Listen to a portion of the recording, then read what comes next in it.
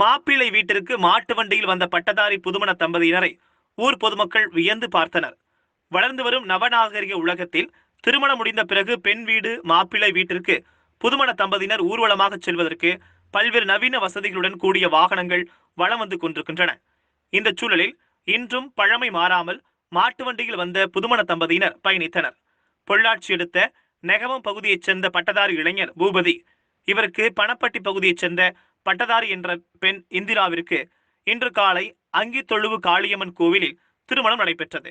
அதனைத் தொடர்ந்து அங்கிருந்து கேப்பானூர் புதூரில் உள்ள மணமகன் இல்லத்திற்கு செல்ல விலை உயர்ந்த கார் இருந்தும் அதை தவிர்த்துவிட்டு புதுமண தம்பதியர் மாட்டு வண்டியில் மணப்பெண்ணை கொண்டு மாப்பிள்ளை மாட்டு வண்டியில் கிளம்பினார்.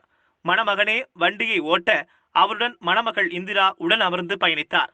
மற்ற உறவினர்களும் நண்பர்களும் மாட்டு வண்டிகளில் கூடவே ஊர்வலமாக வந்தனர். தங்களுடைய உறவினர் மற்றும் நண்பர்கள் புடைச்சூழ ஊர்வலமாக சாலையில் வந்ததை ஊர் பொதுமக்கள் வாகன ஓட்டிகள் வியப்புடன் பார்த்து மணமக்களை வாழ்த்தினர்.